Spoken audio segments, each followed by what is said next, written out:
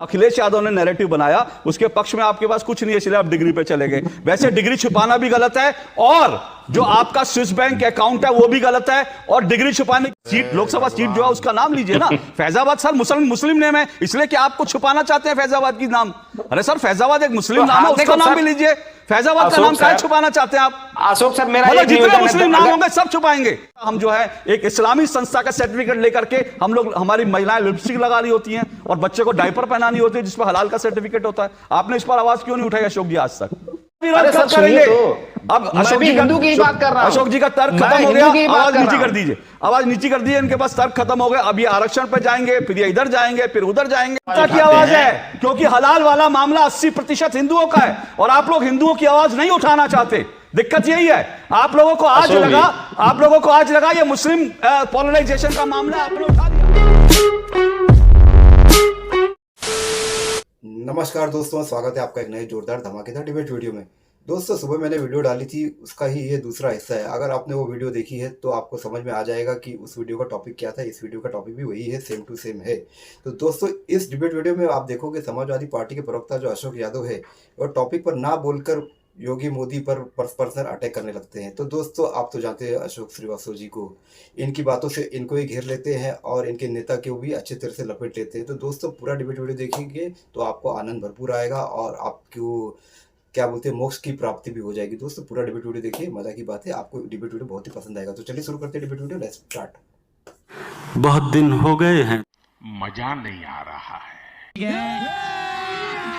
अभी मजा आएगा ना भिड़ो।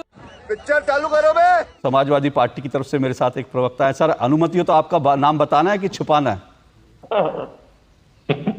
सर मेरा नाम आराम से बताइए। देखिए हम लोग नाम भी बताते हैं, डिग्री भी दिखाते हैं। ठीक है, हम लोग कुछ छुपाते नहीं है। हाँ, नाम भी बताना चाहिए, डिग्री भी और कागज भी दिखाने चाहिए, सबको दिखाना चाहिए। अशोक यादव जी आपत्ति क्या है, क्यों है इस पर? देखिए सर, अभी जो चीजें हो रही हैं वहां पे कांवड़ यात्रा के दौरान, इसका ऑब्जेक्टिव क्या है? क्या सिर्फ इंफॉर्मेशन लेना या देना, या इसके द्वारा समाज में जो सोशल हार्मोनी है उसको क्षति पहुंचाना, या समाज में एक नया नैरेटिव चलाना जिसको कि भारतीय जनता पार्टी के नैरेटिव बोलते हैं कि तोड़ने की राजनीति करना। आपने अपने हेडिंग में लिखा नाम में क्या रखा है, तो नाम में अगर कुछ नहीं रखा होता तो योगी सरकार तमाम जगहों के नाम बदल दी। आपने कहा क्यों छुपाना, तो लोग तो अपनी डिग्रियां छुपाते हैं। तो देखिए नाम बताना छुपाना इसमें कोई दिक्कत नहीं है, सबको अपना नाम बताना चाहिए, सबको अपना नाम डिस्प्ले करना, उसमें कोई दिक्कत नहीं। लेकिन सरकार की मंशा इसके पीछे है कि हिंदू मुस्लिम हो वहां पे। अभी झटका जो लगा 2024 के लोकसभा चुनाव में, इससे भारतीय जनता पार्टी सबक नहीं ले पाई। सर एक मिनट में रोक रहा हूं आपको। मतलब आप जो है सैद्धांतिक रूप से इस बात के पक्ष में है कि नाम दिखाया जाए, उसमें कोई दिक्कत नहीं है? सैद्धांतिक रूप से आप इसके पक्ष में? देखिए मैंने एक यूनिवर्सली बोला है, मैं यूनिवर्सल की बात नहीं कर रहा, मैं सीधा सा पूछ रहा हूं सैद्धांतिक रूप से। अभी आपने जो कहा उससे मैं ये समझा कि आप सैद्धांतिक रूप से समर्थन में हैं कि नाम कोई अपना डिस्प्ले करता है खाने पीने की दुकान पर, उसमें कोई अर्ज नहीं है। लेकिन आपको आपत्ति इस बात पर है क्योंकि वो योगी सरकार ने किया है, इसलिए आपको आपत्ति है। मैं क्या मानूं इसका मतलब जो आपने कहा? देखिए मेरी बातों को आप दूसरे तरह जा रहे हैं। मेरा कहना है सर सीधा देखिए सर, स्टेट टॉक, मेरे प्रोग्राम का नाम भी 2 टूक है। आप सैद्धांतिक रूप से नाम को प्रदर्शित करने के पक्षधर हैं या नहीं है? देखिए जो सरकारी नियम है, जो FSSAI का नियम है, उसके तहत जो भी जरूरत वाली चीजें हैं वो सबको फॉलो करना चाहिए, इसमें कोई दो राय नहीं। लेकिन सवाल खड़ा होता है कि इसके पीछे मंशा क्या है अशोक जी? जब जनता चाह रही है कि पेपर लीक करने वालों को दंडित किया जाए, तब योगी सरकार पेपर लीक करने वालों को संरक्षण दे रही है। माफी चाहता हूं सर, आप जो कह रहे हैं वो जो अखिलेश यादव जी और बाकी लोग कह रहे हैं उससे अलग बात समझ में नहीं आ रही है, क्योंकि वो तो नाम बताने का ही विरोध कर रहे हैं। आप कह रहे हैं नाम बताने में कुछ नहीं, नाम बताना चाहिए, सैद्धांतिक रूप से सही है, लेकिन पेपर लीक पर आ गए। सर ऐसा मत करिए, इस डिबेट में, इसी डिबेट पर रहिए। सर देखिए मुख्य विषय है कि अगर सरकार को नाम जानने में इतना दिलचस्पी है अशोक सर, तो यह योगी सरकार क्यों नहीं डे 1 से ही एक आदेश जारी कर देती कि उत्तर प्रदेश में जितनी दुकानें हैं, जितने दुकानदार हैं, सभी लोग पूरे उत्तर प्रदेश में अपना अपना नाम की तख्ती अपने दुकान के आगे लगाएं। लेकिन सरकारें नहीं करना चाह रही। सरकार ये चाह रही है कि कांवड़ यात्रा जहां से गुजरे, लोग जहां से गुजरे, उन जगहों के नाम लगाया जाए ताकि उसमें ये बाइफर्केशन हो सके कि इसमें हिंदू की दुकान कौन है, मुस्लिम की दुकान कौन है, ठीक है ईसाई की अशोक जी। दुकान कौन है, पारसी की दुकान कौन ठीक है है। अशोक जी। सरकार ये चाहती है अशोक सर। अशोक जी देखिए, आपकी इस बात का मैं समर्थन कर रहा हूं खुलकर। एक मिनट कौशलकांत जी, मैं खुलकर समर्थन कर रहा हूं। मैं ये कहता हूं देश भर में सब दुकानों पर, सब फूड के जितने रेस्टोरेंट हैं, सब जितने फल विक्रेता हैं, मैं इस बात का समर्थन करता हूं, सबको लगाना चाहिए। और मुझे लगता है ये जो कांवड़ वाला मॉडल है, ये पूरे देश का मॉडल होना चाहिए। आपकी बात का मैं समर्थन करता हूं, लेकिन मेरा फिर वही सवाल होगा, मैं आऊंगा आपके पास। आपको ये बात, मतलब आपको समाजवादी पार्टी को यह बात डंके की चोट पे कहनी चाहिए कि पूरे देश में यह लागू करो, सिर्फ कांवड़ यात्रा में नहीं। तब मजा आएगा सर कि भाई समाजवादी पार्टी ने देखो योगी आदित्यनाथ को सही रास्ता दिखाया कि सिर्फ कांवड़ यात्रा को पूरे देश में ऐसा करिए, हर दुकानदार अपना नाम लगाए। मुझे लगता है अखिलेश जी कल ये ट्वीट करेंगे तो मैं सबसे पहला आदमी होऊंगा जो अखिलेश जी के साथ खड़ा होकर उनको बधाई दूंगा कि उन्होंने एक सही बात करी और उनका समर्थन करना चाहिए। देखिए सर, आप बार बार पूछ रहे हैं कि हमारे नेताओं ने विरोध क्यों किया। तो विरोध करने का वजह सिर्फ और सिर्फ एक है कि सरकार जो पर्टिकुलर एरिया में जो एक आदेश जो जारी करती है कि यहाँ पे सभी लोग अपना नाम दर्शाएंगे, और उसका उद्देश्य सिर्फ और सिर्फ एक है अशोक जी कि वो हिंदू मुस्लिम करना चाहती है। इसीलिए विपक्ष के जितने भी नेता हैं सब इसका विरोध कर रहे हैं, और इसका विरोध आपको भी करना चाहिए सर, क्योंकि हम जब सामान खरीदने जाते हैं तो हम सामान की क्वालिटी देखते हैं, न कि उस सेल्समैन का या उसके ऑनर की जाति क्या है, धर्म क्या है, मजहब क्या है, नाम क्या है। इससे हमसे क्या लेना देना होगी। हमको सामान की क्वालिटी से मतलब है। जो आपने बार बार कहा कि नाम लिखना संवैधानिक है कि नहीं संवैधानिक है, आप जो FSSAI का जो नॉर्म्स है, food safety and standard authority of India, उसके हिसाब से तो जो नॉर्म्स के हिसाब से सब दुकानों पे लगा रहता है, वो जो लेमिनेटेड करके दुकानदार लगाता है, तो उसमें क्या बुरा है। लेकिन जो सरकार इस तरह इसके बहाने सर हिंदू मुस्लिम करके जो इस तरह के समाज में जो बाइफर्केशन करना चाहती है, जो बंटवारा करना चाहती है, सारे विपक्ष के नेता इससे चिंतित हैं। क्योंकि अभी आपको पता होगा 2024 में जो हश्र हुआ है हिंदू मुस्लिम करने से मोदी सरकार का, उससे अभी योगी जी नहीं सीखे। अयोध्या हारे, बद्रीनाथ हारे, नासिक हारे, रामेश्वरम हारे, रामटेक हारे, लेकिन सरकार, योगी सरकार मानने को तैयार नहीं है कि हम हिंदू मुस्लिम करके रहेंगे। फैजाबाद हारे, अयोध्या नहीं हारे, करेक्ट कीजिए सर, फैजाबाद हारे। ठीक है, अयोध्या फैजाबाद में क्या अंतर है? नहीं अंतर है ना, सीट, लोकसभा सीट जो है उसका नाम लीजिए ना। फैजाबाद सर मुस्लिम नेम है, इसलिए कि आपको छुपाना चाहते हैं फैजाबाद की नाम। अरे सर फैजाबाद एक मुस्लिम नाम है, उसका नाम भी लीजिए। फैजाबाद का नाम क्या छुपाना चाहते हैं आप? अशोक सर, मेरा जितने मुस्लिम नाम होंगे सब छुपाएंगे, फैजाबाद को अयोध्या बना देंगे।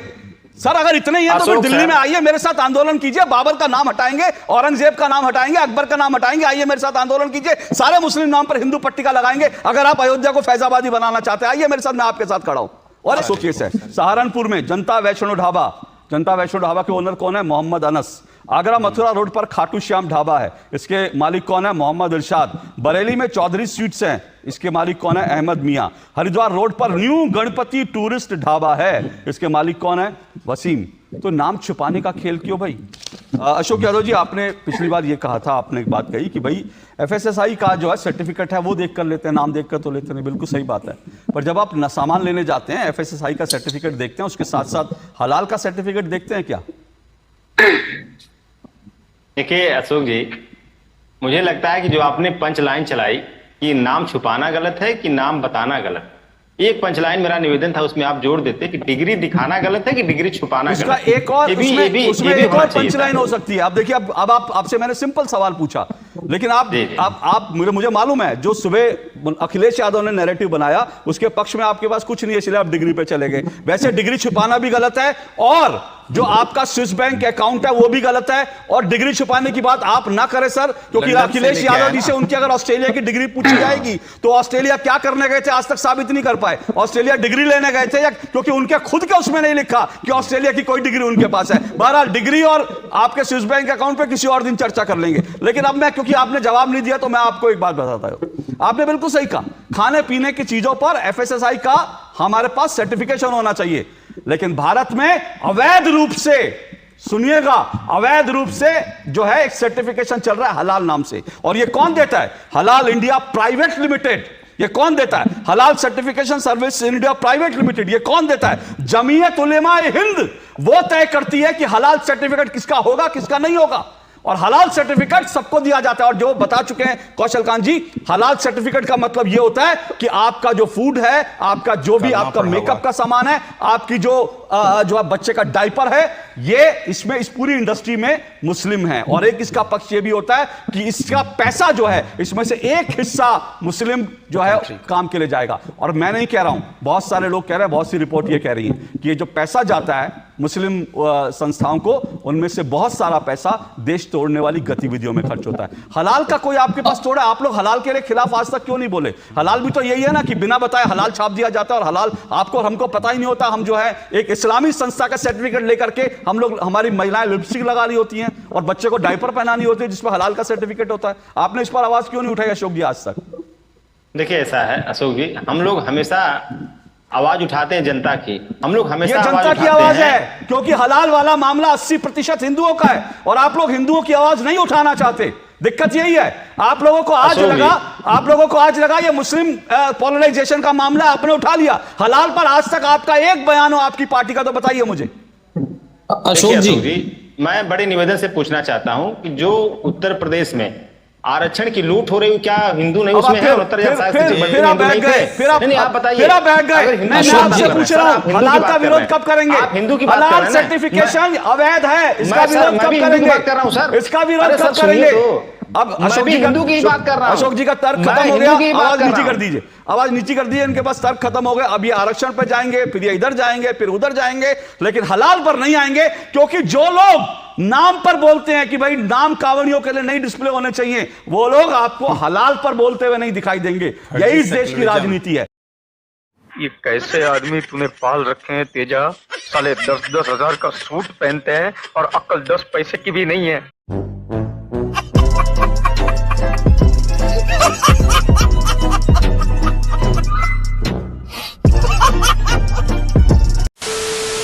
तो दोस्तों डिबेट हो गई खत्म, वीडियो हो गई पूरी। उम्मीद करता हूँ दोस्तों ये डिबेट वीडियो आपको पसंद आई होगी। दोस्तों इस वीडियो का तीसरा हिस्सा भी बन सकता है, वो भी काफ़ी इंटरेस्टिंग हो सकता है, लेकिन जाने दीजिए इन क्या कहते हैं इन हरामजादों, सॉरी जाने दीजिए, इनको इतना ही लपटा, इनको इतना ही धोया वही बहुत है। उम्मीद करता हूँ दोस्तों ये डिबेट वीडियो आपको पसंद आई होगी। अगर ऐसी डिबेट वीडियो आप देखना चाहते हो तो इस चैनल को सब्सक्राइब करके जरूर जाओगे। मिलता हूँ आपसे अगले वीडियो में, तब तक के लिए जय हिंद, वंदे मातरम।